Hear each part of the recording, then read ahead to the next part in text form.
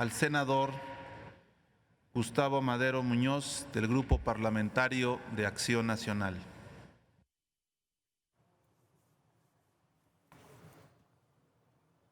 Hola. Vengo bailando.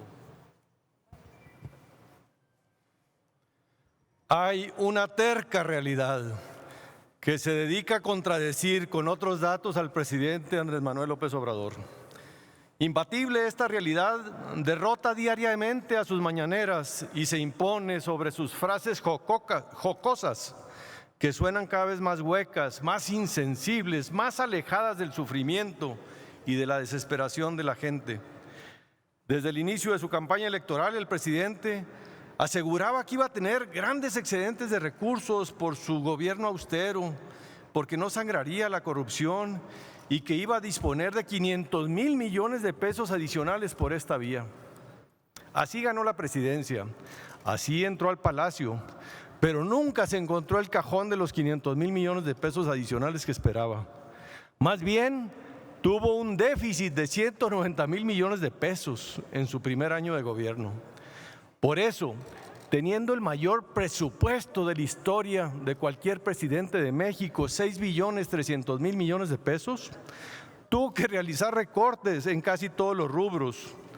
Tuvo que gastar los fondos del Fondo de Estabilización de los Ingresos Presupuestales primero y después recortar múltiples programas para microempresarios, madres trabajadoras, víctimas de la violencia, productores agropecuarios, fondos para ciencia y tecnología. Se tuvo que poner a esculcar todos los cajones del palacio para encontrar que los fideicomisos también podía echar mano y disponer de sus recursos, hasta que le dijeron que ya se quedó sin guardaditos y que pronto tendría que buscar una nueva reforma fiscal. Ha sido tan hábil para ostentarse como un gobierno que combate la corrupción, cuando es el único presidente de la República cuyos familiares, amigos y colaboradores más cercanos han sido los únicos grabados directamente recibiendo dinero. Su gobierno sí gana en el terreno de las percepciones, pero es derrotado en el campo de los hechos.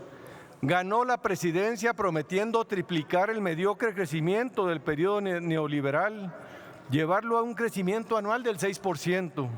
Y ahora todos tendremos un sexenio perdido en términos del PIB per cápita y tardaremos hasta el año 2024 para recuperar ese nivel del PIB per cápita del 2018. Y no es culpa del COVID. La pandemia solo los encueró, exhibió sus carentes capacidades para administrar al país. Ya veníamos mal desde antes de la pandemia. La caída en la confianza, en la inversión, el empleo, iniciaron desde el inicio de su administración. ¿Quién puede sostener ahora que estamos mejor que antes que empezaran con sus ocurrencias? Las 30,000 personas que entran en situación de pobreza cada día, los 12 millones de nuevos pobres que habrá al finalizar este año. ¿Cuándo se les ocurrió pensar que suspender un aeropuerto y tirar a la basura 140,000 millones de pesos no iba a tener costos? Costos financieros, costos de oportunidad, costo país, pérdida de confianza, brillantes ocurrencias esgrimiendo corrupción sin entambar a nadie. A los estados y a los municipios los asfixian con una ley de ingresos y un presupuesto de egresos centralista y leonino, llevado a sus extremos insostenibles, su disfuncional e inequitativo federalismo fiscal. Por eso urge un nuevo pacto fiscal, porque ya es insostenible el actual y porque lo han exacerbado al extremo con su presidencial megalomanía. Hoy tenemos la menor inversión pública en infraestructura en décadas, la menor en 20 años y con la menor rentabilidad social y económica. La política energética ha sido un desastre y absorbe el 50% del total del gasto público, de la inversión pública. Insiste en agarrarse de las más mínimas variables para tratar de dibujar un cuadro de optimismo, y así nos presume logros de terceros como el aumento del precio del petróleo, la llegada de las remesas, que más bien son una demostración de la falta de oportunidades y empleos en nuestro querido país. El COVID golpeó a todos los países del mundo, pero los gobiernos populistas como el suyo son los que mayores contagios y muertos han aportado. Los podemos identificar muy fácilmente por su resistencia a reconocer la gravedad de la pandemia en su inicio, al uso del cubrebocas, hasta que la realidad les tapó la boca. Lo más preocupante es la destrucción profunda y duradera de la estructura productiva y social. AMLO anhela una recuperación en vela biodental. Sin embargo, tendremos una recuperación en forma de K, en donde la desigualdad se exacerbará de manera criminal.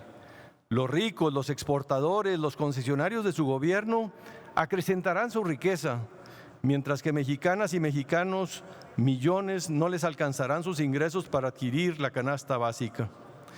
Uno de los logros de su gobierno, sí, ha sido dividirnos a los mexicanos. Unos mexicanos que aún le creen, que vamos bien o que vamos a mejorar con esas ocurrencias disfrazadas de políticas públicas. Y las y los mexicanos que estamos muy preocupados porque pensamos y sabemos que vamos mal, senador, y que vamos a empeorar. Termino, presidente. La realidad está derrotando a la pretendida transformación de las estampitas. La realidad está haciendo naufragar al Movimiento de Regeneración Nacional y por eso el próximo año los ciudadanos emancipados derrotarán a su partido Morena. En el peor momento, un gobierno de mentiras y con los peores resultados. Es cuanto, presidente.